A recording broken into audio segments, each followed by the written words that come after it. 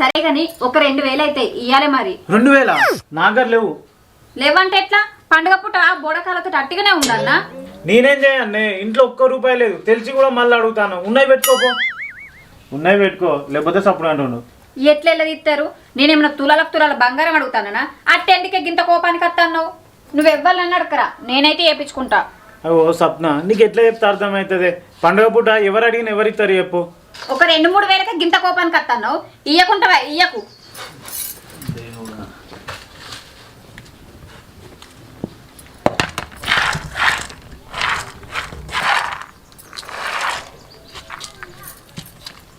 ఎందుకే సప్న అంత కోపానికి రాబడుతుంది? కోపం లేదేం లేదు.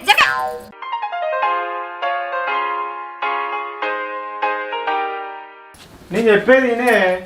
ఇగో సప్న, ఒకసారి నేను చెప్పేది ఈయనే.